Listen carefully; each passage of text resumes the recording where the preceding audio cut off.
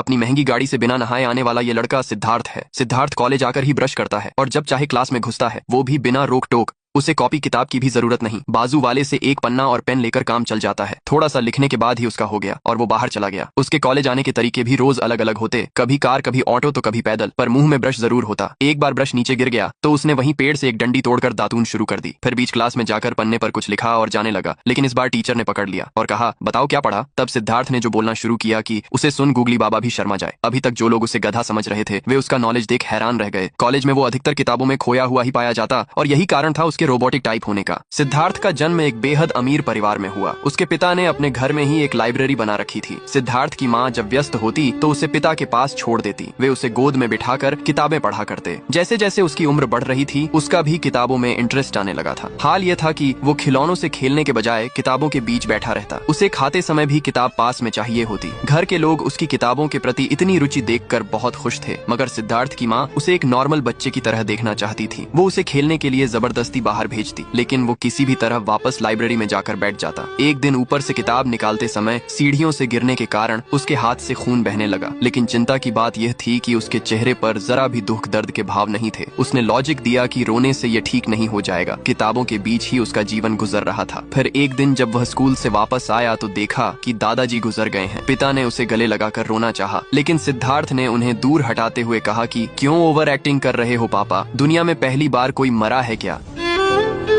आज अचानक सिद्धार्थ ने किताब से ध्यान हटाते हुए खाने की फरमाइश की तो माँ ने खुश होकर कहा कि मैं अभी 2 मिनट में मैगी बनाकर लाती हूँ। माँ के जाते ही सिद्धार्थ का टाइमर शुरू हो गया। 2 मिनट पूरे हो गए पर मैगी नहीं आई, लेकिन भूख लगी थी तो कुछ तो खाना ही था। उसने अपने आस पास लगे पेड़ों को स्कैन करना शुरू कर दिया। उसे एक पेड़ मिला जिसे खाना सेफ रहेगा, और फिर क्या था, सिद्धार्थ ने पत्ती खाना चालू कर दिया। माँ मैगी बनाकर लाई तो देखा कि बेटा तो जुगाली कर रहा है। उसने कहा, बेटा ये बकरी के लिए छोड़ दे, तू मैगी खा। सिद्धार्थ ने लॉजिक दिया कि खाना पेट भरने के लिए खाया जाता है, स्वाद तो सिर्फ जीभ की तृप्ति के लिए है। सिद्धार्थ के साथ सिर्फ खाने की ही समस्या नहीं है। एक रात तो हद हो गई, सभी लोग उसे ढूंढ रहे थे, लेकिन वह मंदिर के आगे सड़क पर सोता हुआ पाया गया। पूछने पर बताया कि नींद आ रही थी तो सो गया। उसने कहा, अबे पप्पू, घर जाके भी तो सो सकता था। सिद्धार्थ ने लॉजिक दिया, जब नींद आए तभी सो जाओ कहीं भी। बेचारे माँ बाप तो उसे पैदा कर पछता रहे थे। वो घर में भी दिन भर लाइब्रेरी में बैठकर बुक्स पढ़ता रहता। फिर उन्होंने उसकी सारी किताबें छुपा दी और अमीर बाप ने उसके लिए एक कॉलेज ही खोल डाला ताकि वो बाहर की दुनिया में घुल मिल सके।